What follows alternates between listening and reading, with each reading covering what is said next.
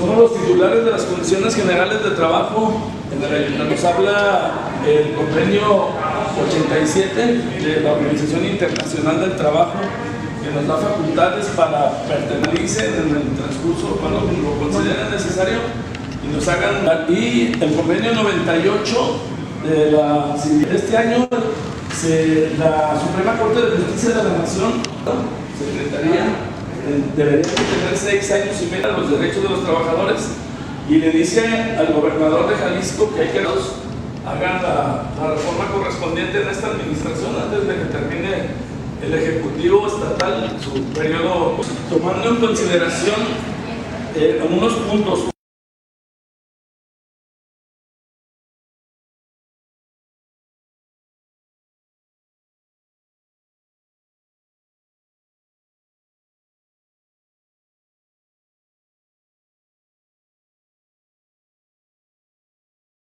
De nota que nos acredita como organización.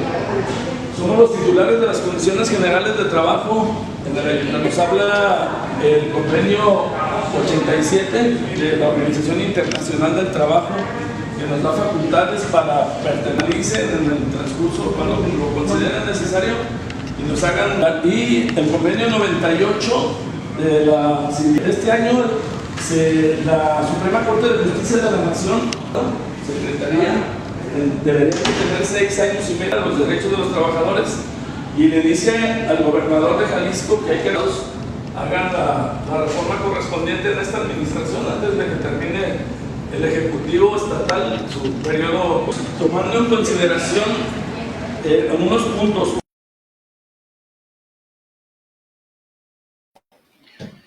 ¿Qué tal? Bienvenidos a este programa de cada miércoles, la hora del servidor público. Comenzamos. Hola, buenas noches. Gracias por acompañarnos nuevamente. Le damos la bienvenida. Como todos los miércoles que compartimos con ustedes, gracias. El licenciado Francisco Vázquez Guzmán, titular de este programa y secretario general del Sindicato de Servidores Públicos del Ayuntamiento de Zapopan, y una servidora y amiga. ¿Qué tal? Soy Francisco Vázquez Guzmán, secretario general del Sindicato de Servidores Públicos del Ayuntamiento de Zapopan y sus organismos públicos descentralizados, que junto con mi compañera, la licenciada Ada Ulloa, dirigimos este programa, La Hora del Servidor Público, que se transmite desde el estudio de nuestra organización sindical a través de la plataforma Facebook, YouTube.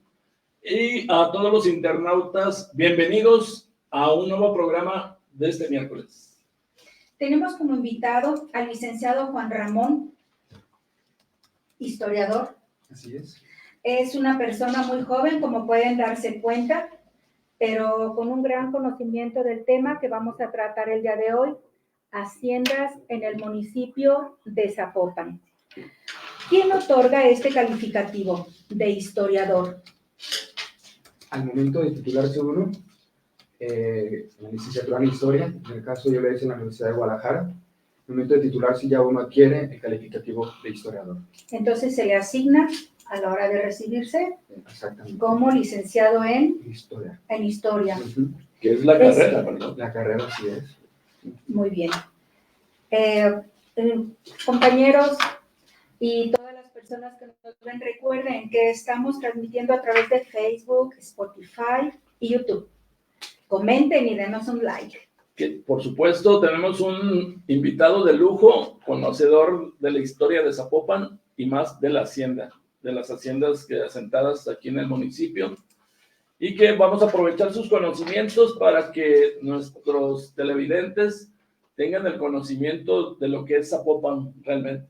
Bienvenido nuevamente. Muchas gracias, es un gusto. De cómo surgen principalmente y por qué tenemos haciendas. Las haciendas, primeramente lo que es el territorio que hoy el municipio de Zapopan, en el periodo colonial se denominó como San Cristóbal de la Barranca, era un corregimiento. Es el que colinda con la ciudad de Guadalajara.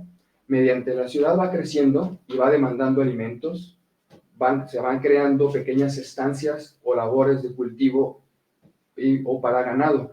Las tierras que hoy comprenden al municipio de Zapopan, si bien saben, son muy ricas para la siembra y sobre todo también tienen muchos pastos y muchos bosques, ¿sí? En donde permiten que el ganado paste y se pueda cosechar diferentes cultivos. En el siglo XVI, principalmente después de la conquista, los pueblos que existían aquí en el reino de Nueva Galicia, y lo que es el Valle de Temaján, se entregaron a los conquistadores a manera de una compensación por sus contribuciones en la conquista. ¿Sí? Los conquistadores, en los primeros años y décadas del siglo XVI, estamos hablando después de 1530, están viviendo del tributo de sus pueblos que le están dando, de sus pueblos encomendados, le están dando tributo. Pero, a la marcha, los conquistadores o colonizadores que van llegando van comprando tierras, que son mercedes de tierras que las compran a la corona, es decir, a la Real Audiencia o en su defecto al Cabildo, y se van creando pequeñas propiedades para el cultivo o para la estancia de ganado. Llega el momento en donde estas se van juntando una con otra, ¿sí? Se va sumando otra, y para más o menos entre 1620 y 1660, más o menos, es cuando ya empiezan a darse forma estas haciendas, porque las haciendas lo que conjugan son tierras de cultivo y tierras para ganado mayor o menor sería. Conjunto de propiedades. Exactamente. Y eso es cuando más o menos una propiedad de una hacienda, para denominarse hacienda, debe de medir arriba de 5,000 hectáreas. 5,000 hectáreas. Sí, más o menos. Hay algunas de Zapopan que estaban entre 4,000 y 5,000 hectáreas, ¿sí? Pero muchas veces las tierras, en el caso de aquí en Zapopan, la mayoría de sus porciones eran bosques, por la geografía que tenemos, y muy pocas llanuras. Ya lo veremos en el caso de Santa Lucía. Muy bien, Juan Ramón. ¿Eres originario del municipio de Zapopan? Así es, yo crecí en la experiencia de Zapopan, lo que es donde fue la fábrica textil.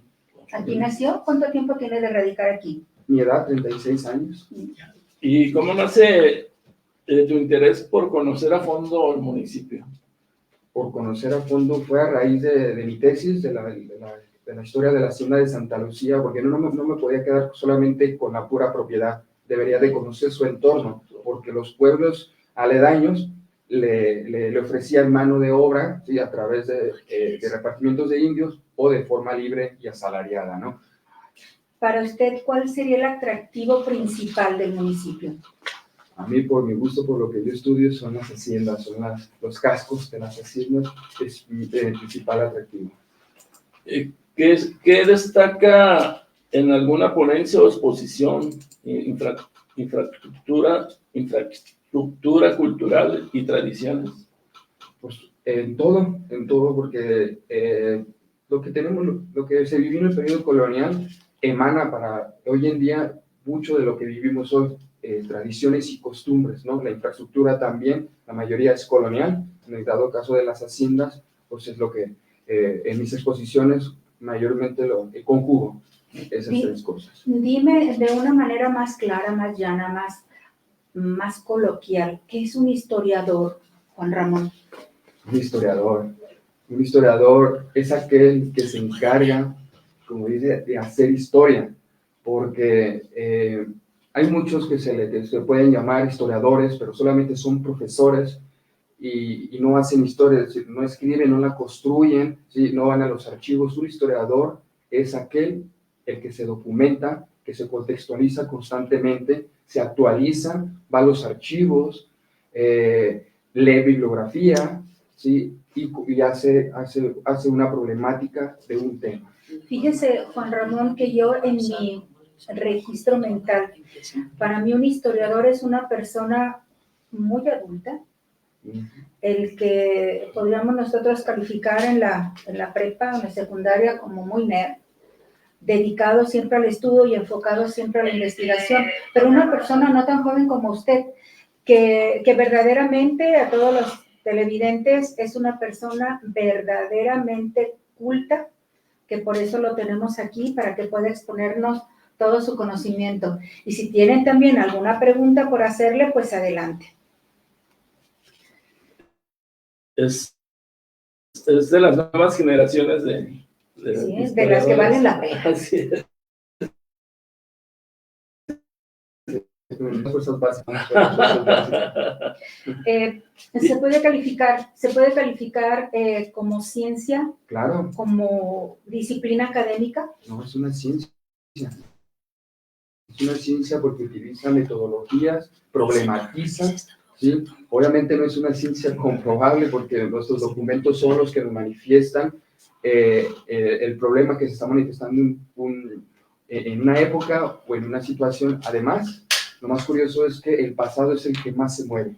¿Sí? ¿Por qué? Porque encontramos un documento y nos modifica el contexto. Entonces, el pasado es igual como el futuro porque constantemente es modificable, ¿no? ¿Tiene usted algún conocimiento en paleografía? Ah, claro, es principalmente lo que yo me debí de especializar para poder indagar y cuestionar los documentos del periodo colonial.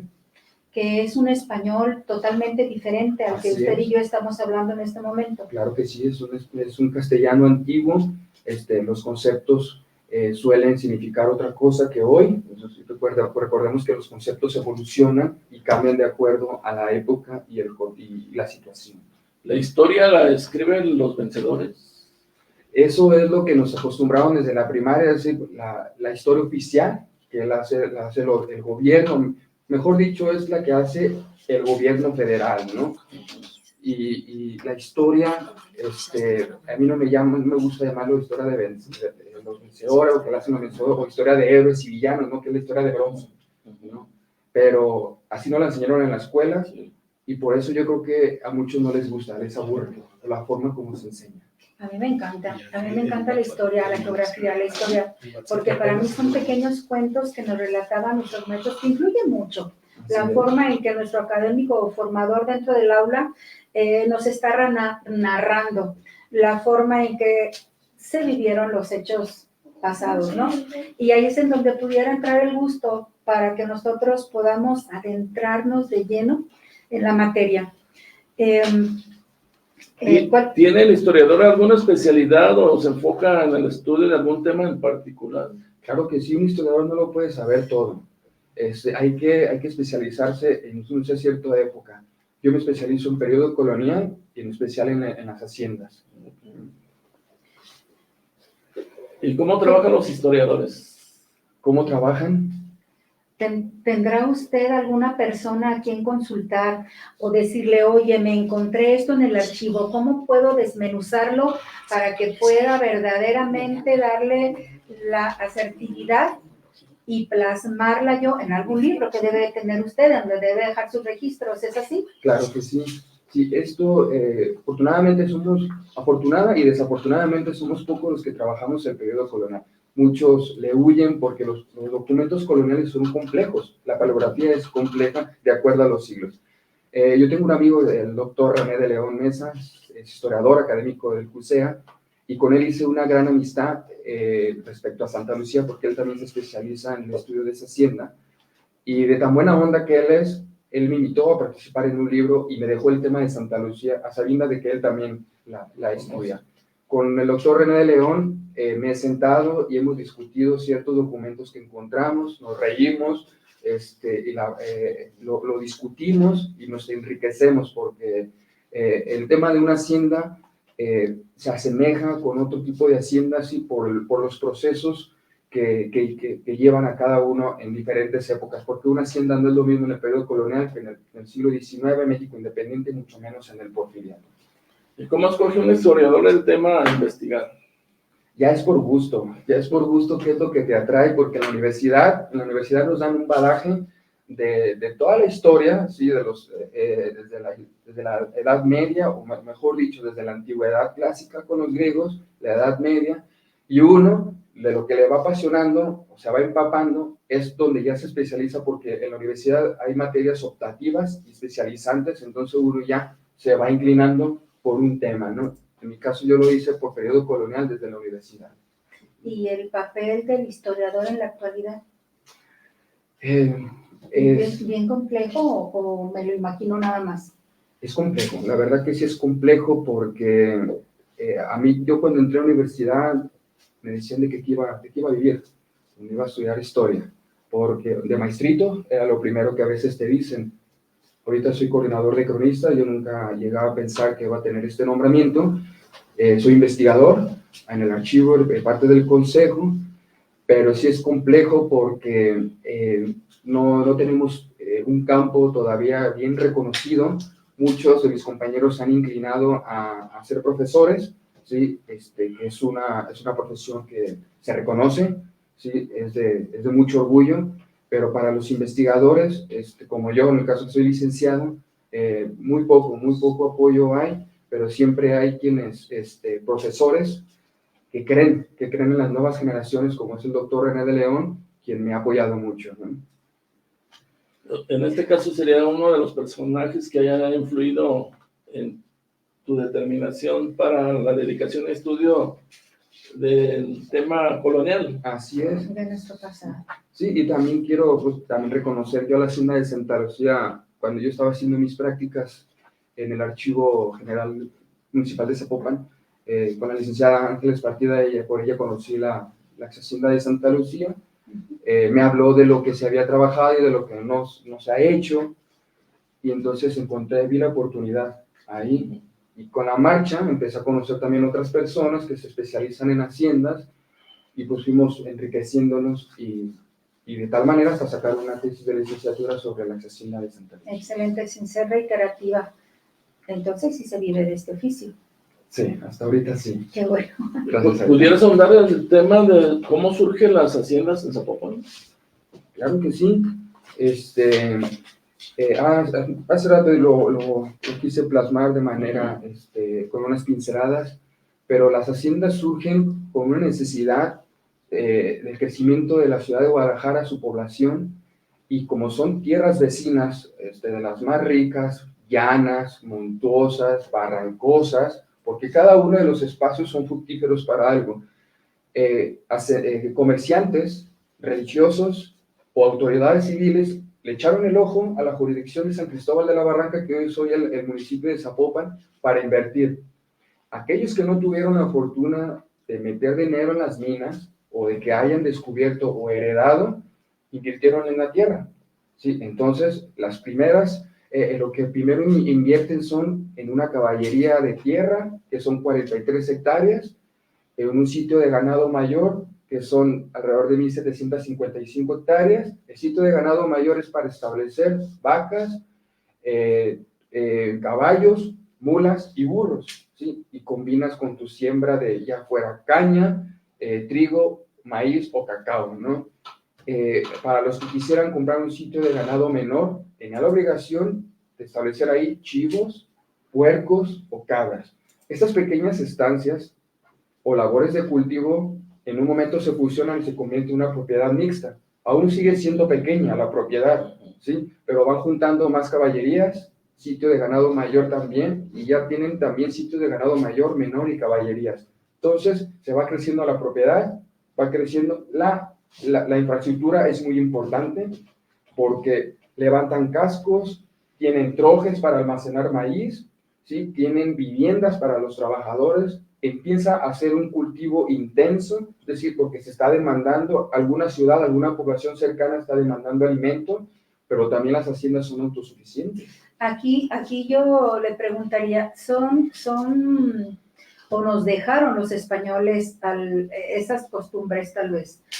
Corríjame si estoy equivocada, pero en la hacienda vivía la familia principal, como encomendados para poder dirigir a mis trabajadores, que no les puedo decir esclavos, ya unos siglos después ya fueron únicamente trabajadores, y que si todavía se les pagaba con trueque o ya no. Cosa curiosa, para el periodo colonial, en el caso de la hacienda de Santa Lucía, convivían a la vez indígenas de repartimiento, que eran los que se hacía una solicitud ante la Real Audiencia para auxiliar a los empleados de la hacienda. En la hacienda había indígenas que ya vivían ahí, que eran libres o algunos ya endeudados, ¿sí? Había esclavos negros y mulatos libres también. Entonces había españoles. No creamos que todos los españoles vivieron solamente, eran ricos, ¿no? Había españoles pobres, ¿sí? Y mestizos. Entonces en Santa Lucía teníamos a la par viviendo indígenas, mestizos, españoles, esclavos negros y mulatos, y a la vez también libres. y cautivos ahí para que no se fueran. Sí, Para, exactamente. para que pudieran tener el compromiso de que por alimento para sus familias siguieran sirviendo al cacique, Al amo. Cosa curiosa que también de repente las haciendas, como dije hace rato, no eran lo mismo en el periodo colonial que en el periodo del porfiriato, ¿no? Recordemos que en el periodo colonial, en la época colonial pagaban tributo a los indígenas y el pagar un tributo estabas a veces sometido al amo o sometido a un cacique, dado caso que vivías en un pueblo. No era fácil pagar el tributo, ¿sí? Y menos en una situación en donde los indígenas vivían precariamente. En las haciendas, el historiador Franco Chevalier ha demostrado, y yo también lo he visto, que el amo pagaba el tributo de sus trabajadores, los vestía, los alimentaba, ¿sí? Entonces, en el caso de muchos esclavos, a veces no preferían ser libres, porque al momento de ser libres, pues claro, les donaban algunas sábanas, algún ganadito, ropa, ¿sí? Pero después, ¿quién le va a dar trabajo? Cuando vivías bajo el techo del amo, tenías todo seguro, ¿sí? A veces vivía mejor un esclavo que un indígena, que un mestizo. Entonces, el giro de la vida en las haciendas en el periodo colonial es muy diferente a otra época. con alimento y techo seguro. Exactamente. Aparte de la hacienda que mencionas, ¿le has dedicado tiempo a otra? He trabajado la hacienda de Copala, que la hacienda de Copala es la más antigua que yo he encontrado en registros. A mí me fascina revisar los registros parroquiales, que son bautizos, matrimonios y defunciones. En bautizos encontré un acta de bautizo de 1641, en donde ya se nombra la hacienda de Copala como hacienda. Esa hacienda no fue muy extensa, ¿sí? Pero sí es la más antigua, que llegó a medir entre 4.000 y 5.000 hectáreas. La segunda hacienda en antigüedad es la hacienda de Santa Lucía, ¿sí? Luego le sigue la hacienda de Huaxla, que en su primer aparece como Trapiche, porque en la situación en donde estaba, el lugar en donde estaba es en barranca, caliente, fructífera para el cultivo de caña. Después, más adelante, en el siglo XVIII ya va a aparecer como hacienda, y finalmente pues tenemos la hacienda de la Magdalena, sí, que son de las más jóvenes porque son de principios del siglo XVIII. ¿Sí? Aparentemente un poquito más jóvenes y ya tan transformada, ¿verdad? Así Pero es. muy bonita. La de Huaxla, ¿dónde está situada? ¿Sobre el balneario? Cerca, Así por es. ahí. Ya nomás sobrevive puras ruinas, que es lo que ya no es. En el libro de Hacienda, una visión de las haciendas, ahí aparecen algunas fotografías de que ya nomás se conoce como por las cascadas, ¿no? Por Huaxla. Y Copalita está cerca de Huaxla. Copala. Copalita ya es otra Sí, comunidad. Sí. Le llama la atención de estas instancias la antigüedad, la extensión, la leyenda o simplemente como latifundios dedicados a la economía colonial. Que verdaderamente la antigüedad, la extensión de terreno, la gente que la habitó. Bueno, yo creo que todo es muy importante, pero a raíz de la hacienda de Santa Lucía, de mi investigación con Santa Lucía, muy pocas haciendas conservan planos de cómo era su extensión. Y a veces el entender y estudiar las extensiones a mí me fascinó mucho, porque las haciendas, para poder tener un control de tanta tierra, se dividían en ranchos. Era imposible desde un casco, desde la casa del amo, tener un control de toda la propiedad. Y entonces, la misma calidad de la tierra de un lugar a otro te va a dar el insumo o la calidad o la especie de semilla que debes de sembrar. No vas a sembrar en la barranca, en un tierra llano, caña, si no es muy caliente el clima, sino en el caso de la hacienda Santa Lucía, las tierras cercanas a la barranca la destinaban a la caña, y las tierras destinadas cercanas a Matitán, ahí sembraron maguey.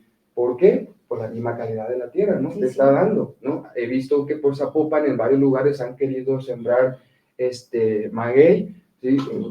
Y no se les da. Entonces aquí la calidad de la tierra es la que te va a dar el tipo de semilla, ¿no? Le pregunto porque veo que tiene el conocimiento, es interesado, lógicamente, por su estudio, en la extensión de tierra que tiene cada una de ellas. que si nos ponemos a pensar que no puede ser una hacienda menor, ¿a cuántas hectáreas? Más o menos 4.000, 5.000 hectáreas, más o menos no podía ser. Aunque tú dices 4, es muchísima tierra, ¿no? Sí. Sí. Entendemos que Santa Lucía llegó a medir más de 25.000 hectáreas, ¿sí? Que colindaba con el Río Grande, con Amatitán, con Estipac. Entonces era una hacienda, más adelante veremos un plano, era una grandísima. Es que es un pueblo. Es un pueblo, tenían el control total de las familias que habitaban para ponerlos a trabajar, para ponerlos a sembrar, a cosechar y pues seguirlos teniendo. Llegaban a tener mayor número de habitantes que un pueblo, ¿sí? Las haciendas, y toda la dinámica, la organización era compleja, y la vida cotidiana todavía mucho más rica, ¿no? ¿Y actualmente quiénes son los propietarios? En el caso de Santa Lucía es Humberto Zaragoza, él es chef, y le ha dado una gran revolución al lugar porque parte de lo que era una huerta la destinó como salón de eventos. Luego él como chef ofrece sus platillos, ahí se celebran, luego tiene una capilla de finales del siglo XVII, ¿sí? Yo la encuentro ya nombrada en 1709, en la capilla celebra bodas, celebra diferentes sacramentos, y luego tiene una taberna que es del siglo XIX, donde hacen un brindis y de ahí se van al salón de eventos donde celebra la fiesta. Entonces es una gran combinación donde la explota muy bien hasta hoy en día. ¿Es la que está por carretera Colotlán? No, esa está delante de Tezistán, a 2 kilómetros. Está en la agencia de Santa Lucía, es una agencia a la población. ¿Y la Magdalena? La Magdalena está para la carretera Colotlán. Que ya es como Hotel Boutique. Exactamente. Sí, ¿verdad? Sí. Está, si mal no recuerdo, y se casó el señor Hugo Luna, secretario particular del señor Alfaro. Desayunos, spa, ¿Podemos entrar a conocerlas? ¿Podemos ir a ver? Claro que sí. Me claro llama que mucho sí. la atención el conocerlas, pero más me llama la atención ese misterio que pudieran tener, el que me pudieran decir que ahí asustan, por ejemplo. ¿Nunca se ha topado con alguna leyenda de esas? No, de ese tipo no, pero yo he dado recorridos ahí en la hacienda de Santa Lucía y afortunadamente me ha tocado que va gente un poco grande y me cuentan, yo aquí viví, y les pregunto, ¿dónde estaban las casas? Porque ya muchos vestigios ya no existen, y me dicen, estábamos aquí alrededor de la capilla, aquí estaban las casitas, y es más o menos así sucedía, en el periodo colonial también era alrededor de la capilla, o afuera de la casa del amo, que las casas del amo tenían arcos, que era donde te podías salir a sentar y a ver a tus trabajadores, ¿no? Por eso. Y tu capillita donde te juntabas a checarlos, y tu capilla donde los congregabas a misa, ¿no? Y a tenerlos en control y que se confesaran. A veces confesándose salían cosas. ¿Prevalecía la religión católica al 100%? Claro que sí, recordemos que es un país casi totalmente católico. ¿Y qué tal cuando se confesaban y comentaban si se llevaron un poquito más de maíz que el que les tocaba? Una gallina. Sí, ese tipo de historias de repente no las encontramos en los documentos, sino en los testimonios de la gente. Y sí, también la capilla, alrededor de ella llegó un momento donde sepultaron gente, trabajadores mismos de ahí. Al momento de que la arreglan, pues me contó en su momento Humberto Zaragoza, pues que ahí hay restos enterrados, que no se sacaron. Esa energía, normalmente que los que viven ahí, porque viven, ahí habita la familia de Humberto, sus hijos, sus hermanos, ¿sí? Quizás a ellos sí les ha tocado alguna experiencia normal. Una anécdota por ahí. Sí. ¿Qué edad me dijo que tenía la hacienda? La hacienda de Santa Lucía aparece ya en un documento de 1685, tiene como 337 años. Entonces sí era verdad lo que me platicaba mi abuelo, porque nos decía, cuando estábamos reunidos comiendo, que él iba a torear a la hacienda. ¿Es verdad que hay algún...? Ya no, ahorita ya no lo tiene ahí cercano al casco. Ajá. Pero actualmente Humberto Zaragoza conserva unas tierras que desde el periodo colonial las tenía y se ubican más hacia el Río Grande, el rancho se llama El Limón, y él tiene ahí, él tiene toros. De hecho, Humberto Zaragoza actualmente tiene toros de lidia y tiene su rodeo, y pues con que de fin de semana él se va con sus amigos, invita a toreros. Tengo entendido que toreros venían aquí a la plaza, iban a la hacienda a practicar. Entonces no me mintió mi abuelo. No, iban a torear. Sí, iban a torear. Es que recordemos que el jaripeo surge en las haciendas, el jaripeo, la charrería, eso como parte de las faenas diarias en las haciendas se convierte en un deporte.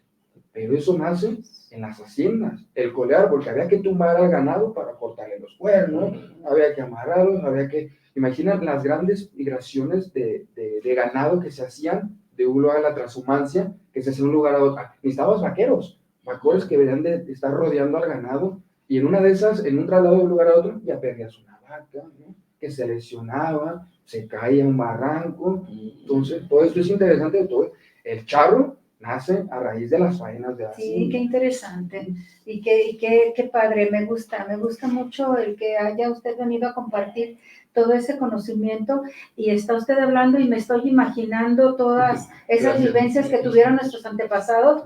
Qué padre, ¿no? Sí. Excelente. Pues vamos a ver si tenemos algunos comentarios. Tenemos comentarios. Norma Laura Espinosa Rodríguez. Se está pausando mucho. Es por el clima.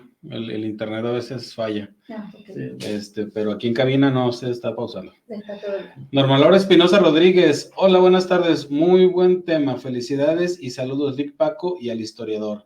Gracias. Refuego Norteño Banda. Saludos, líder Paco Vázquez, Leo, Ada. Yo tuve el gusto de conocer la hacienda Santa Lucía, muy bonita, y se dice que es de las más antiguas de la región. ¿Qué hay de cierto con eso? Sí, en efecto, por el parte de Zapopan, pues es la segunda hacienda de las más antiguas. Sí, nos comenta que tiene que 300 años. Sí, el documento más antiguo que he encontrado yo es de 1685, corresponde a un repartimiento de indios del 27 de noviembre. Que era un repartimiento, era para auxiliar para la siembra de trigo. Recordemos que el trigo se sembraba después de lluvia, ¿sí? En noviembre, y se cosecha en marzo, ¿no? 400 años. Sí, más o menos, sí. Ya. Ahí está contestada la pregunta, Refuego Norteño. Pacholo de la Torre, saludos a todos, Ada, Paco y al historiador. Muy padre el tema y de todas sus haciendas. Tenemos que ir a conocerlas. Claro que sí, les doy un recorrido. Brígida Espinosa Olvera, saludos. Saludos. Claudio Muñoz García, excelente tema, felicidades. Gracias. Ana de Jauregui, buenas tardes, saludos, Lic Paco y compañía, qué interesante tema. Rosa Castañeda Arana, estupendo historiador, saludos, la maestra Rosy. Trae porra. Trae porra. Lo que tenemos hasta el momento y tenemos reacciones. Saludos a Chio Martínez, Ana de Jauregui, Rosa Castañeda Arana, Ernesto Mora, Jorge Huerta de León, Susi Arias, María Elena Peña, Marisela López, saludos Mari, Julmir Carter y obviamente Norma Laura Espinosa, esa ya es fan, la Norma. Es la que tenemos hasta el momento. Muy bien. Por allá nos comentaron que tenían algunas diapositivas, Para que material podamos pasarlas, didáctico para proyectarlo. Y nos puede hablar. Tiendas de la hacienda Santa Lucía.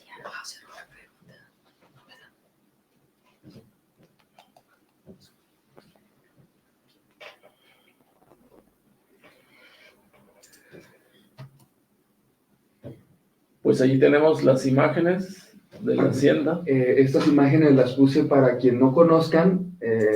La hacienda de Santa Lucía pues es parte de las edificaciones que hasta hoy en día siguen en pie. En la parte superior izquierda pues es parte de la avenida Juan Manuel, que es donde no alcanzó a ver el número, es la dirección de donde se encuentra la ex hacienda.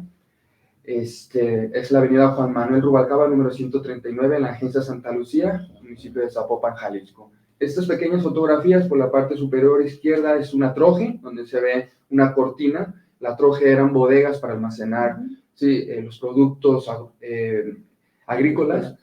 La siguiente fotografía es el ingreso ya hacia un arco donde están las casas. La tercera fotografía, que es solamente una puerta, es la entrada al zaguán y salón. Era una huerta antes, en el siglo XVIII y XIX, es donde se espera la visita, ¿no? Todas las casas lo tienen. No, es que esa palabra tenía mucho que no la escuchaba, zaguán, ¿sí, no? Sí. La entrada como con alguna estancia un poquito amplia, sí. Donde se espera a las visitas, ¿no? Y ahí ya le das introducción al hogar, Sí. ¿no? En la parte inferior izquierda está la capilla del siglo XVII, final del siglo XVII, una belleza, con un corredor con 9 arcos.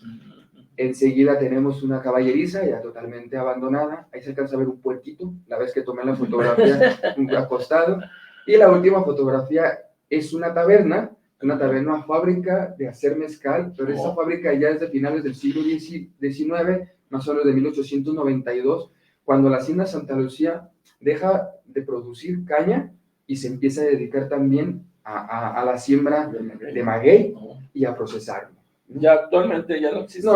No, la taberna todavía existe. Pero la producción... Ya no produce. Sí siembra, Humberto siembra aparte de sus tierras porque tiene su ganado, ¿no?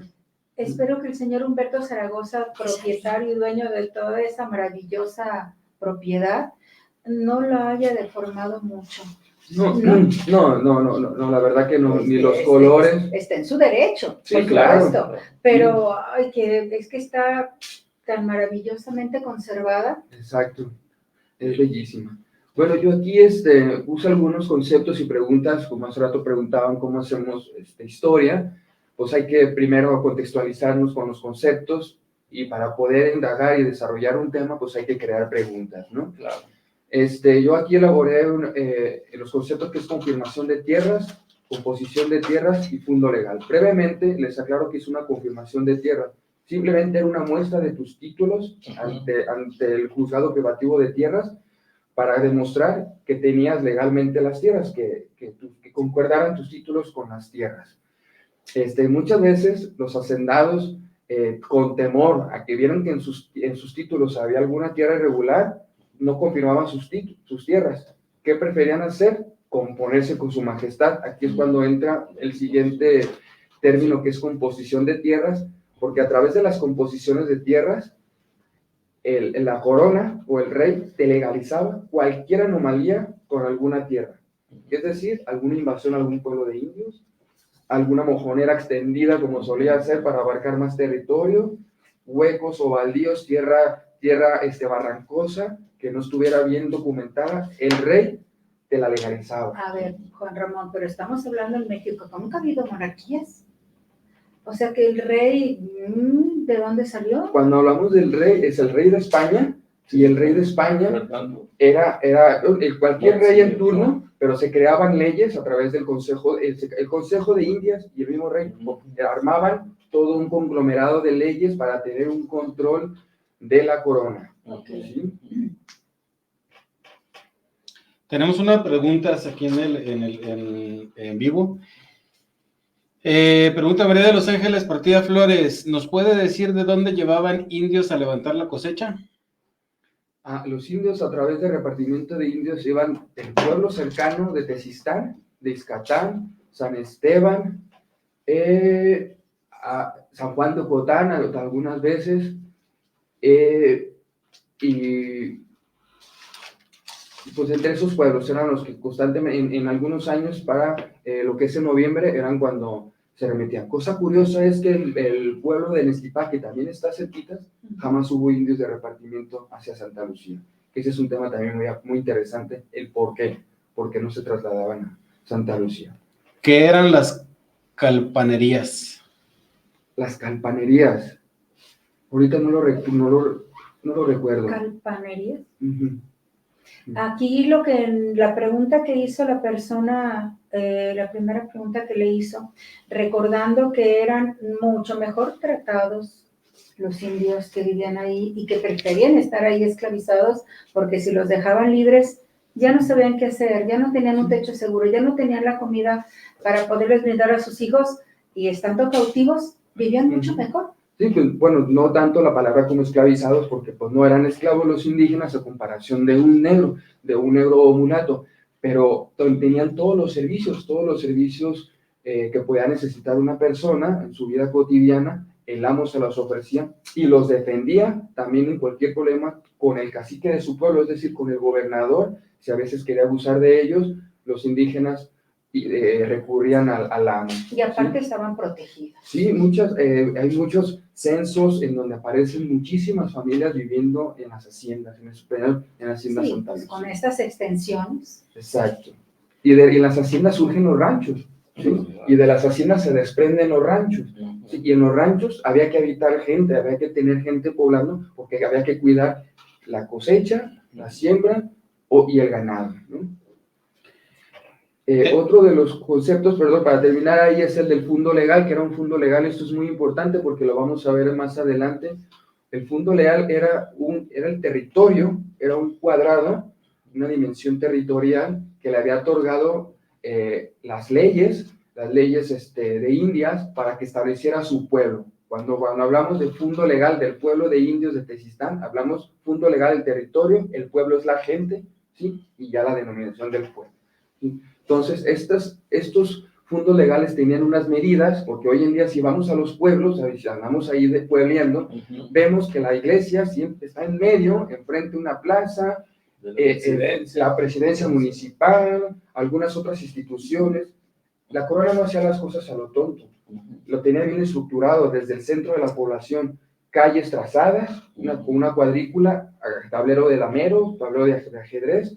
De esa forma tenían que ser trazados los pueblos, ¿sí? Y tener una extensión más o menos por lado de 5,000 varas, es decir, 4,150 metros por lado. En general, una medida cuadrada serían 1,755 hectáreas. Eran grandísimos los pueblos indígenas, ¿sí? También nos preguntan, ¿el ganado de lidia de la hacienda por dónde entraba? Hay una razón, creo que era un corredor por Querétaro, por parte del río Lerma. Seguían más o menos esa ruta, lo que es el río Lerma, llegar a Chapala, Río Santiago, ¿sí? También dice Norma Laura Espinosa, qué hermosa hacienda. Y María de los Ángeles Partida Flores nos aclara lo de las calpanerías. De acuerdo a la publicación de Haciendas de Banamex, eran las casas cercanas a la hacienda, muy diferentes a las acasillados. Es que los términos, como lo dije hace rato, cambian para una época u otra. Yo los documentos que trabajo del periodo colonial no las encuentro como calpanerías, solamente como casas de sirvientes, ¿sí? Entonces, por eso de aquí los conceptos van a cambiar de una época a otra, ¿sí? ¿Tenemos por ahí alguna otra imagen que nos puedas compartir? La que sigue.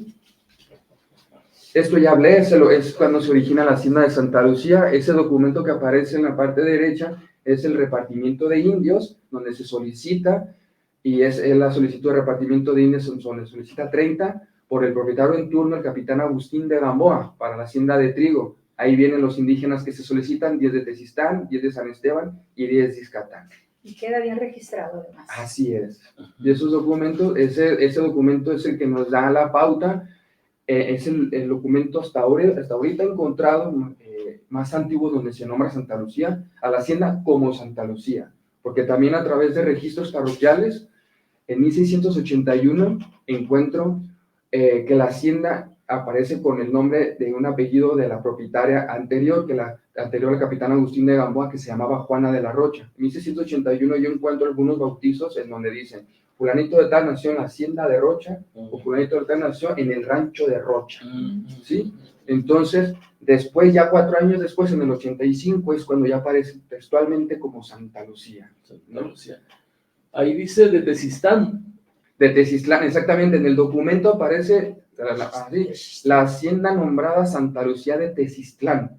Ok. Tezistlán. Así es Tezistlán, perdón. El nombre de Tezistlán también sufrió por mucha deformación a través del periodo colonial. El nombre original era Tequesistlán. Tequesistlán. Manuel Portillo lo nombra como Texistlán, pero también es una deformación, y Portillo hace bueno, trata de descifrar el nombre de Texistlán como lugar de pájaros o cierto pájaro, que en realidad no corresponde, porque para decir pájaro en náhuatl es Tototl, o para decir lugar de pájaros es Tototlán, ¿no? Entonces no entra. Portillo no nos dice qué lengua es, ¿sí? Pero lo que sabemos aquí que los pueblos eran tecuexes, ¿sí? Entonces son palabras tecuexes que es muy difícil encontrar su significado, ¿no? Y se fue deformando a quedar Tezistlán, Tequisistlán, Tezistlán. Este documento existe en el archivo municipal. En el archivo de instrumentos públicos de Jalisco. Okay. Ahí es donde lo encontré, en el ramo libros de gobierno, Ahí ¿Registro público de la propiedad? no, es en instrumentos públicos. Ok. Sí. Este es un mapa, bueno, para más o menos contextualizarnos, para ver cuál es la situación de Santa Lucía en el siglo XVIII. Todos los puntos negros son pueblos de indios. Ahí tenemos a un lado a Tezistán, por acá abajo a Nestipac, y hasta aquel lado vemos a Matitán. ¿Por qué están eso? Porque es hasta donde colindaban, por acá en la dimensión de la hacienda. Los demás pueblos, pues son Atemajac, Soquipan, Izcatán, San Esteban, ¿sí? Si vemos ahí son dos divisiones territoriales, que es San Cristóbal de la Barranca y Tala. Actualmente, lo que es el municipio de Zapopan y los pueblos que conserva y las ex haciendas estaban conformadas en el periodo colonial por 2 corregimientos, ¿sí? Ahí tenemos todo, y es una elaboración propia que viene en este libro, que apenas salió el año pasado. Es un artículo donde yo hablo de la hacienda de Santa Luz y hablo de esta problemática que les estoy contando ahora. La que sigue, por favor. Para el tema que les hablé de la confirmación de tierras, que en el momento, en el proceso de mostrar tus tierras y dar legalidad, solamente era ir al juzgado de tierras. En su momento, Juan Alfonso Sánchez Leñero, el propietario, el 12 de julio de 1765, muestra sus títulos y ve que son 4 sitios de ganado mayor, 3 sitios de ganado menor, 17 caballeras de tierras, 11 suertes de huerta, 2 sitios de molino, huecos y baldíos, y en total para este año la hacienda medía 10.133.76 hectáreas. La que sigue, por favor. Esta es una tabla un poco grande, exagerada, pero en el libro así viene. Son todas las mercedes que componía al hacer. Que era una merced, era una otorgación, así se le llamaba merced de tierra, en la que tú comprabas una merced de tierra y en esa merced de tierra podía estar integrada de 1 o 2 caballerías, de un sitio de ganado mayor o un sitio de ganado menor. Lo que tú quisieras comprar. También ahí, además de mercedes de tierra, hay una compraventa que en 1750 hace un propietario, un administrador de Santa Lucía, Gabriel Sánchez Leñero, le compra a los padres de Clemitas un sitio de ganado mayor. Hay también una certificación. Entonces vemos en la parte izquierda la merced, certificación o compra. Luego enseguida vemos la institución que certifica, como estamos viendo que el Cabildo, nos referimos al Cabildo de Guadalajara en su momento, por la época desde 1545, esa tierra.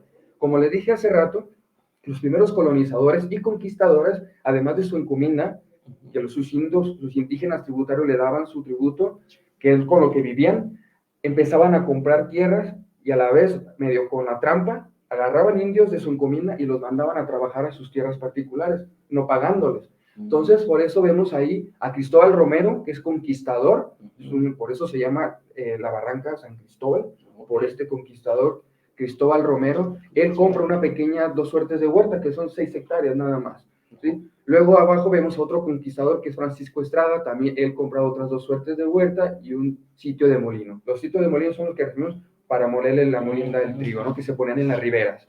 Y abajo, que lo pongo yo con rojo, vemos a un colonizador, ¿sí? Que es Cristóbal de Ayala, un colonizador acaudalado, que esta persona ya está comprando luego de 2 caballerías y un sitio de ganado mayor. Es cuando ya les dan estas pequeñas propiedades que en su momento se van a juntar con otras y van a surgir las haciendas, ¿no?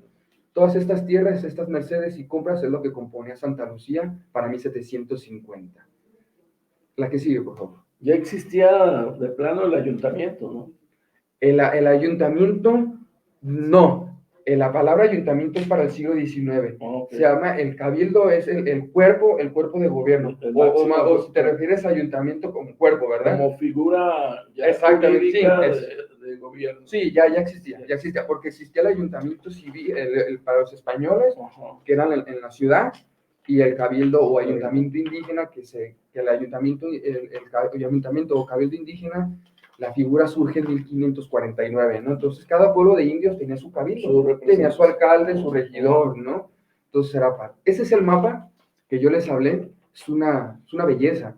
Esto es el plano de los términos y linderos de Santa Lucía y tiene una fecha del 16 de mayo de 1777. Fue hecho por el agrimensor Domingo Anastasio de Ponce. Este mapa me lo proporcionó Humberto Zaragoza, es parte del archivo particular de la ex hacienda, y ahí vemos a colores con este plano y el documento donde te describe cada punto determinado de la tierra. los propietarios los juntaban y tenías la calidad y la extensión, tenían el conocimiento de la calidad y la extensión de sus tierras. Muy pocas haciendas conservan planos de esta forma y los puedes contrastar y ahí ver la riqueza. Fue lo que yo hice para este trabajo, contrasto plano con el documento y hablo de cómo se hacían las mojoné, cómo se hacían las medidas en las haciendas, ¿sí? La que sigue, esta composición de tierras, como les hablé, se aprueba el 9 de agosto de 1779, vemos que son 2 años después, eran procesos complejos, después de que se hace el plano, primero se hace un plano para ver cuál es la tierra que se está demandando, para posteriormente hacer ya el litigio, y el 9 de agosto de 1779 se entrega a Juan Alfonso Sánchez Leñero sus tierras que son avaladas ahora son 12 y medio sitios de ganado mayor, 3 sitios de ganado menor, 25 y media caballerías, 11 suertes de huerta metidas en labor, los 2 sitios de molino, huecos y baldíos, y para esta época nada más tenía 25.422.45 hectáreas de tierra. Casi nada. Nada más eso, ¿sí? La que sigue, estas imágenes me encantaron mucho porque es para darles una idea de cómo se hacían las medidas. En la parte superior vemos a unos medidores midiendo al pueblo de indios de Atixpac, en Tlaxcala, se ven ahí como estuvieran rayando, ¿sí? Y en la parte inferior también vemos una medida en Chilacachapan, en Guerrero, donde se ven ahí como unas cruces. Estas crucecitas son mojoneras, algunas mojoneras que a lo mejor estamos hablando son esas edificaciones de piedra y cal, donde marcaban límites, y de ahí se marcaba otra línea, líneas imaginarias, ¿no? Pero esas mojoneras marcaba límite de una extensión. Exactamente, ¿sí? Y que muchas veces se destruían, ¿no? Intencionalmente, o se construían más adelante, ¿no? Si 5 o 10 metros a grande distancia se sigue haciendo. Es una problemática. Sí. La que sigue, por favor. Lo que les hablaba de cuáles son las tierras que se incorporan a raíz de la composición de tierra, si vemos en la imagen 1, vemos una cerca de piedra, alcanza a ser como una U, y vemos una línea negra. La tierra entre la línea negra y la cerca, esos son los sitios de ganado mayor que incorporó Santa Lucía a raíz de la composición. En la imagen 2, vemos en la parte inferior izquierda como una manchita así de basto, abajo de Nestipaz dice labor nueva. Aquí se alcanza a ver muy, muy leve. Esas son las 8 caballerías de tierra, que son tierras planas, son las tierras que incorpora Santa Lucía para hacerse de esas 25,000 hectáreas. La que sigue, por favor. Como les nombré hace rato, cómo eran los fundos legales, aquí lo podemos ver, ¿de acuerdo? Y cómo las leyes eran tajantes y claras. Aquí vemos un cuadrado del Fundo Legal del Pueblo de Indios de Nestipac, que tenía unas medidas de norte a sur de 106 cordeles, que medían 4.399 metros, poco más de las 5,000 varas como yo les venía platicando, ¿no? Y los otros lados difieren solamente un cordel, que miden entre uno y otro 3.901 metros y 3.942. Difiere un poco, pero se compensa con los otros lados. Este plano, este fundo legal, si vemos, hay una cerca de piedra que está cruzando una escuadra. Aquí hubo un trato entre la hacienda de Santa Lucía y el pueblo de indios de Nestipac. El acuerdo se manifiesta el 17 de noviembre de 1694. En él, los dueños de Santa Lucía le habían pedido al pueblo de indígenas de Nestipac que les dejaran tomar agua de un arroyo que pasa por esa escuadra para regar el trigo. Ahí vemos a un ladito una labor de la Soledad, que es donde sembraba trigo. Entonces vemos la cercanía del pueblo. Lo que quería el hacendado es tener agua porque el trigo nace por riego, ¿sí? No es de temporal. Y entonces los dueños de Santa Lucía dijeron, de acuerdo, pero los de Nestipac solicitaban entrar al cerro que está en la parte superior para cortar leña, para crear carbón o venderla, porque es con lo que pagaban su tributo. Porque si vemos en el cuadrado, no hay ningún cerro, es puro llano, y muchos de los pueblos indígenas vivían de cortar leña, ¿sí? Para pagar su tributo y también para ir a vender a la ciudad de Guadalajara. Yo lo denominé así como el trato como agua para trigo y leña para el tributo. Y un poco romántico cuando a veces somos los historiadores, ¿no? Para crear una problemática. Este trato continuó durante más de 150 años. Para el siglo XIX, más o menos en 1810, el propietario en turno, José Alfonso Sánchez Leñero, ya no permite a los indígenas de Nestipac entrar al monte. Un trato se rompe con el trato, entonces, ¿qué empiezan a hacer los indígenas de Nestipac? empiezan a acechar a los trabajadores de Santa Lucía y los empiezan a golpear en el Bajío. Ahí cuando se empiezan a tener broncas. Suele pasar. El Suele pasar. conflicto por falta de acuerdos. Suele El pasar. rompimiento de los acuerdos. Sí, ¿alguna pregunta? ¿No tenemos por ahí alguna? Todavía tenemos más preguntas. María de los Ángeles Partida, ¿qué significaba el término indio, segadores y pajareros? El segador era para recoger la cosecha y el pajarero era el espantapájaros. Era para el pajarero. La milpa. ¿No se lo comieron? De hecho, eran muchachos. Para segadores se contrataban a indígenas adultos, porque será pesado, y para los pajareros eran muchachos menores de 18 años, que simplemente era espantar los pájaros. Ese era su trabajo. De ahí el espantapájaros, ¿no? Pero se llamaba pajareros. Y así no se come la cosecha. Sí, de hecho. Dice Jaudiel Jaime A. Muy interesante plática. Saludos. Saludos. María de los Ángeles, ¿ya reconstruiste lo que dice todo el pleno junto con las medidas? Ya que Plano, el plano. El plano. No ¿Se escuché. reconstruiste lo que dice todo el plano junto con las medidas? Sí, ya lo tengo trabajado. Sí, es lo que. Sí. Y es lo que tenemos ahorita. Ok. Pues continuamos ¿La que con sigue? la interesante. Bueno, aquí una problemática muy interesante es el Fondo Legal del Pueblo de Indios de Tezistán. Aquí no vemos realmente definido un cuadrado, como lo podemos ver, es más bien como un rectángulo, se alcanza a ver la capilla, la iglesia, se dice Pueblo de Tezistán. La versión de las dos haciendas, como solía pasar, a veces que voy ensanchándome, voy recorriendo mis mojoneras, lo que hicieron la hacienda, abajo dice sitio de la Magdalena, esa es la hacienda de la Magdalena, se alcanza a ver también su capillita con una presa. Lo que hicieron las dos haciendas es presionar, en lugar de tener un cuadrado, hicieron un rectángulo, ¿sí? Las dos absorben tierras de la hacienda del pueblo indígena de Tezistán, y a través de las composiciones lo que hacen es legalizarlas, ¿sí? Te invadimos, pero a través de la composición es legal. ¿El templo de Tezistán es el que existió siempre? No, ese es el que actualmente está levantado, se mantiene en pie de 1856, me parece. No, pues de todos modos. Sí, Ya. muchas iglesias, algunos otros pueblos como Nestipá, San Juan de Ocotán, Atemajá, sí conservan su iglesia del siglo XVIII, de finales del siglo XVIII. Algunas otras no. Porque es muy grande también Sí. el atrio y es muy bonito y viejo. Me encanta su cruz atrial, Sí. porque la cruz atrial se les quebró, la original. Esa es una réplica, pero lo que no es una réplica es la base, porque la base mantiene una fecha que dice marzo de 1696. Con demasiada piedra. Uh-huh. Sí, la conozco, es muy bonito. Es muy padre. Bonito. Ahora, en este proceso, si vemos los lados norte y sur medían una legua aproximadamente como hemos venido platicando, y los lados oriente y poniente, norte y sur medían una legua así aproximadamente, y los otros lados, oriente y poniente, aproximadamente media legua. ¿Qué pasó con el fondo legal de Tezistán?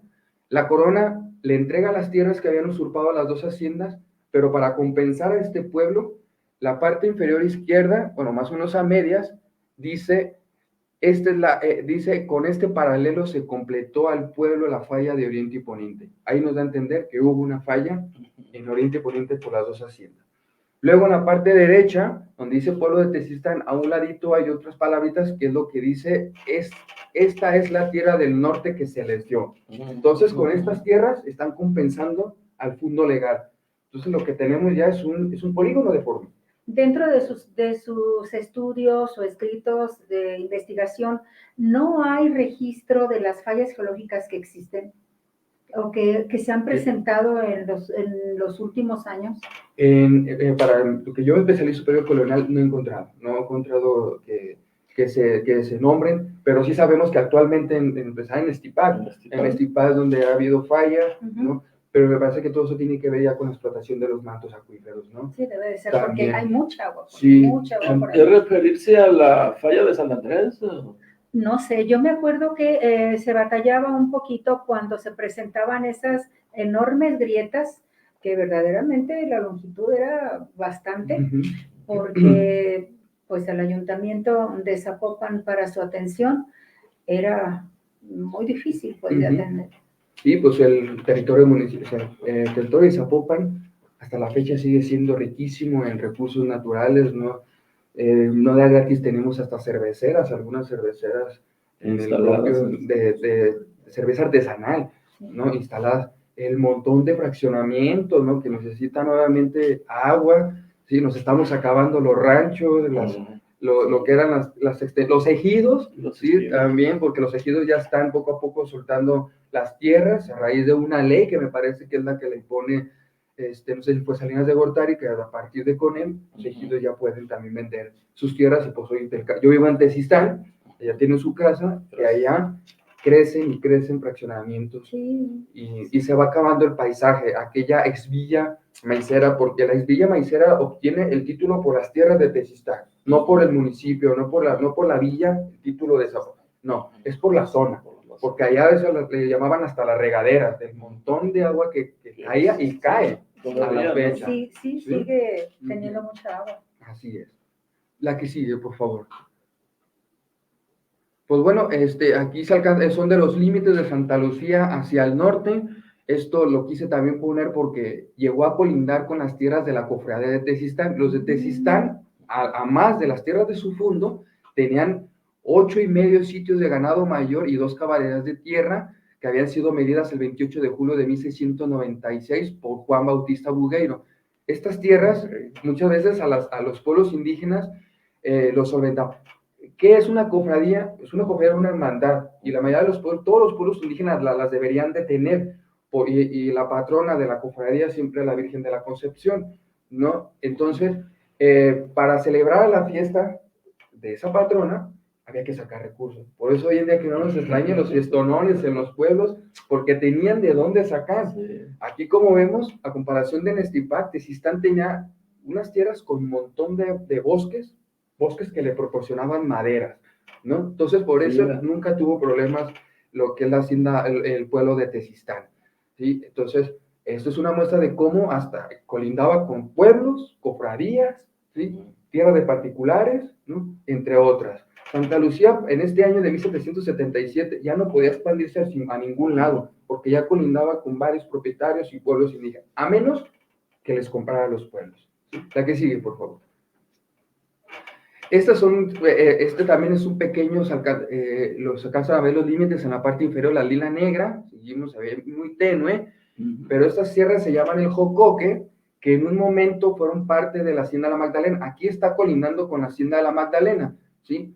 Hicieron tratos entre las dos haciendas, de pasarle un buen pedazo de tierra, en donde la Hacienda de la Magdalena se podía proporcionar de maderas de los montes, pero a raíz de la composición de tierras, la Magdalena decide regresarle esas tierras a Santa Lucía y que reclamar unas tierras planas donde podría sembrar trigo, maíz, lo que fuese.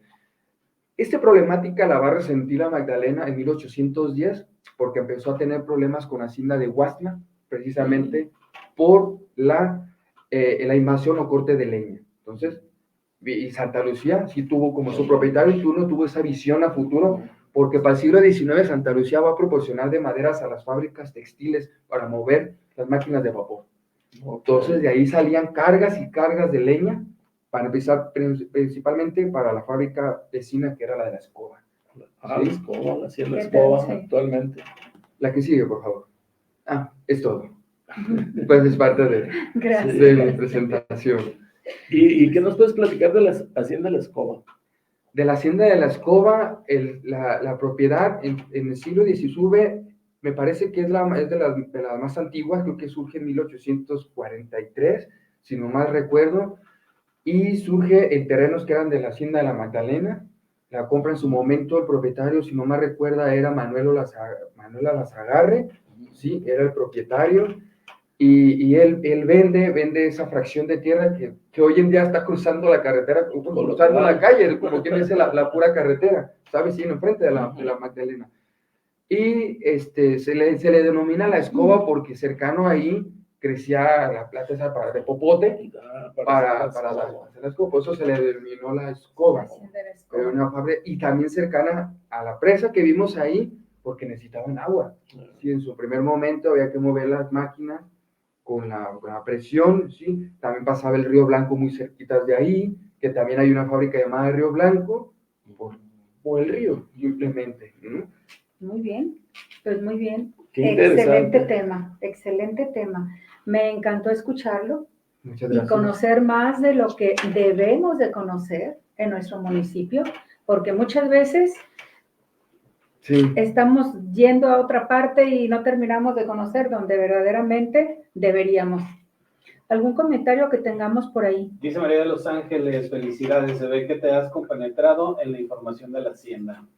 Gracias. ¿Qué nos puedes decir de la presita y la estacada? De la presita. Hoy en día la presita es un problema muy complejo. Se supone que es de la comunidad, la presa es de la comunidad y más bien es como del ejido, no sé si es del ejido de la comunidad, pero pues en su momento también aparece en el plano de 1777 figurada. Tiene muchos problemas que no me gustaría abordar. ¿Dónde está ubicada? Más hacia como el poniente de la propia hacienda del casco. No específicamente no ubico, pero es antes, entre lo que es el Bañado del Encanto, lo conocen, es agua caliente, también Sí, le denomina. yo lo he escuchado.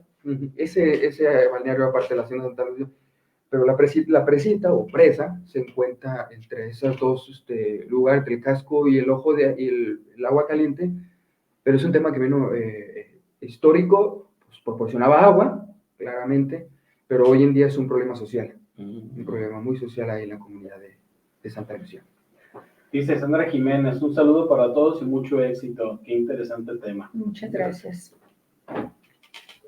Pues les recordamos que si quieren escuchar o quieren que expongamos algún tema que les interese, que quisieran conocer, pues con mucho gusto nos lo hacen saber y nosotros buscamos a la persona idónea para que lo pueda transmitir para ustedes, como lo hemos hecho ahora con el licenciado Juan Ramón. Muy bien, muchas gracias. Tenemos por ahí todo en la plataforma de nuestra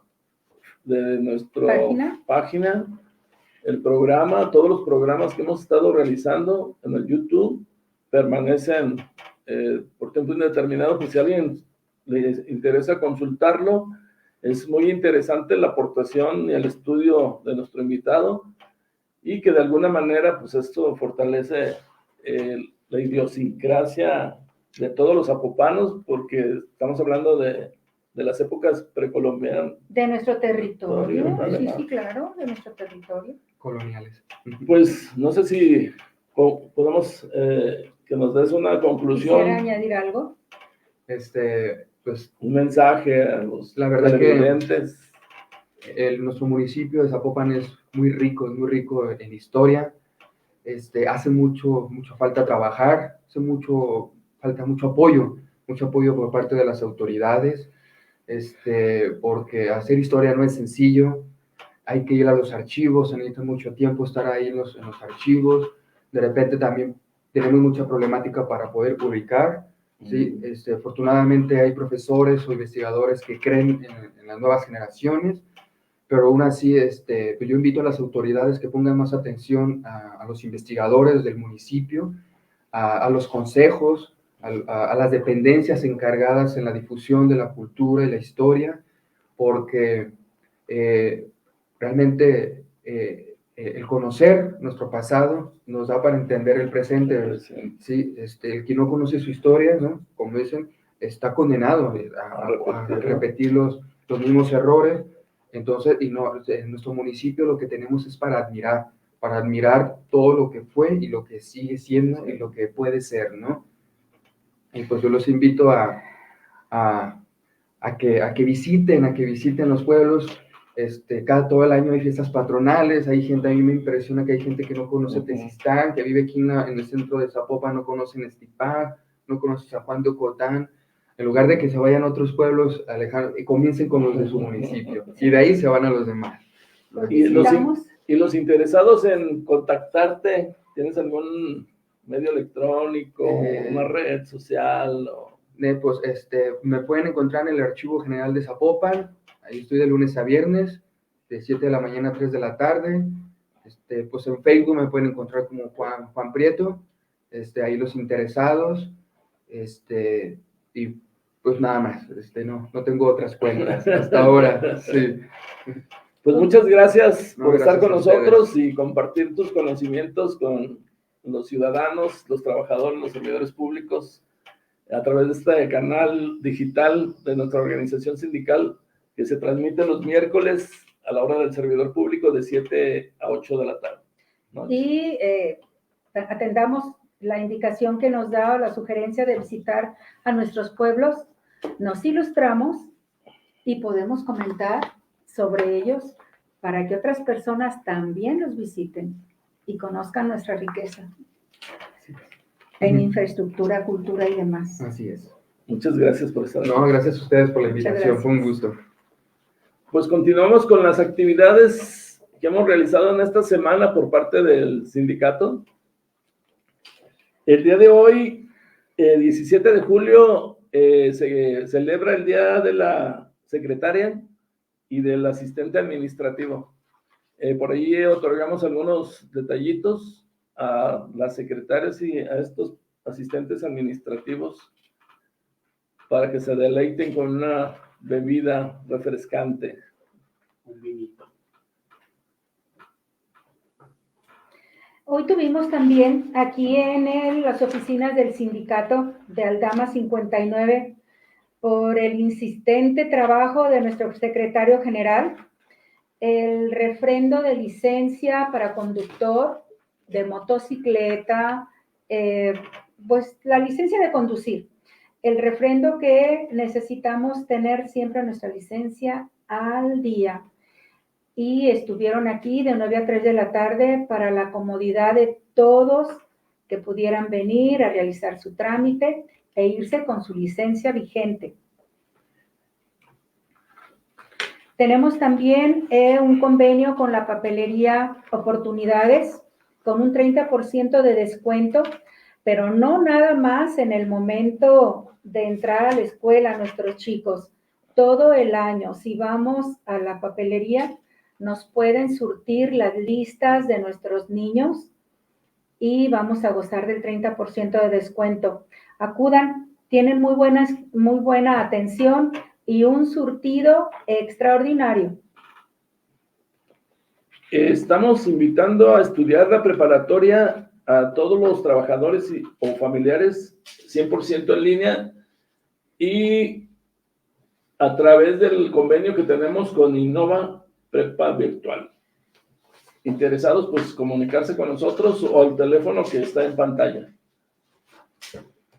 Tenemos también el convenio con la óptica Look and Vision para que podamos ir a hacernos un examen de la vista, nos puedan adaptar nuestros lentes y poder leer perfectamente cualquier libro. Tenemos el teléfono en pantalla por si gustan acudir o llamarnos a nosotros y con mucho gusto podemos hacerles una cita para que puedan acudir familiares, conocidos, con mucho gusto los van a atender. Tenemos por ahí también, en virtud de que la nómina está administrada por Santander, alguna serie de beneficios, como es tarjeta de crédito, seguros de autos y créditos hipotecarios, portabilidad de cambio de nómina, prestaciones vía nómina. Y además, por ahí vamos a estar mañana con la gerente, que nos va a dar algunos beneficios más, que serán de manera distribuidos algunos folletos para que vean lo que Santander ofrece a los servidores públicos. Tenemos también ahí algunos convenios, ahora que están los chicos en casa, no los aguante, mejor lléveselos a disfrutar por ahí, ¿a dónde, Leo? A Chimulco, a Las Delicias, Cañón de las Flores, Selva Mágica, Agua Caliente. Tenemos ahí presentando su nómina o su gafete de empleado, ya con eso les hacen el descuento. Hay desde 2x1 y descuentos en pasaportes, por ejemplo, en Selva Mágica, el 25% de descuento, en Chimulco el 50% en el ingreso y 30% en los bungalows, por si no quieren estar ahí afuera, pues y en ya la lo privado. Santa Lucía también. Ay, Hay que conseguir un descuento ahí. Recorrido, creo que sí, con mucho gusto. Sí. Tenemos también un convenio con la clínica dental Artam para que podamos prevenir todas las enfermedades bucales que se nos puedan presentar. Podemos ir nosotros como servidores públicos, llevar a nuestros hijos, llevar a nuestros familiares y nos van a atender. Podemos hacer la cita nosotros o ustedes mismos en el teléfono que aparece en pantalla para que puedan acudir y atenderse. Tenemos por ahí un programa que estarán yendo a sus respectivas dependencias. Es un estudio escáner 3D biomagnético para detectar algunas enfermedades a través de unos sensores y te hace la interpretación de manera digital y además te hacen el diagnóstico para poderte recetar algunos medicamentos de carácter natural con el descuento del 40% para los servidores públicos. Tenemos también el convenio de laboratorio de análisis clínicos Providence Lab para que tengamos un mañana más saludable. Podemos acudir, tenemos descuento, identificándonos como servidores públicos y podemos ir con nuestros familiares para que nos puedan atender en cualquier tipo de análisis. En las oficinas de nuestra organización sindical se encuentra el módulo de atención y trámite del Instituto de Pensiones del Estado de Jalisco, en donde se ofrecen el trámite de préstamos a corto plazo, el cual en este mes de julio la tasa de interés es el 8.29, pagaderos al inicio del préstamo. El préstamo a corto plazo especial está situado al 9.29%, pagadero al inicio del préstamo. El préstamo a corto plazo especial a un año está con la tasa de 9.79%, pagadero al inicio del préstamo. Así como el préstamo a mediano plazo a 60 meses está situado con el 10.50%, pagadero sobre saldos insolutos. Y la atención es de lunes a viernes, de 8 de la mañana a 16 horas, en Aldama 59, entre Ramón Corona y 16 de septiembre en Zapopan Centro. Tenemos también una promoción por acuerdo aquí de nuestro dirigente sindical con la agencia de viajes. Viaja con nosotros al Hotel Grand McLally de Punta de Mita para que puedan acudir 3 días y 2 noches por 8,999 pesos. Si se registran ustedes, tendrán una noche extra. Está muy bonito. Pueden hacerlo de aquí a diciembre. Ustedes escogen la fecha y sin ningún problema se les va a atender y van a pasar unas vacaciones extraordinarias. Este paquete es para 2 adultos y 2 menores gratis. Tenemos también por ahí un convenio con la agencia funeraria Martínez del Toro para que podamos inscribirnos y tener un descuento mediante la nómina por 58 pesos. Podemos tener 9 servicios funerarios de manera anual y pues debemos de ser previsores. A lo mejor es algo que nos cuesta un poco de trabajo admitir, pero que todos vamos a necesitar. Los invitamos para que puedan acudir a inscribirse con 2 talones de cheque, los 2 últimos, su credencial de lector, de identificación. Están ubicados exactamente a un costado de la Farmacia Guadalajara en el Mercado del Mar. Es un edificio grande, bonito, y los va a atender Beto. Vayan para que puedan hacerlo. Todos lo vamos a necesitar.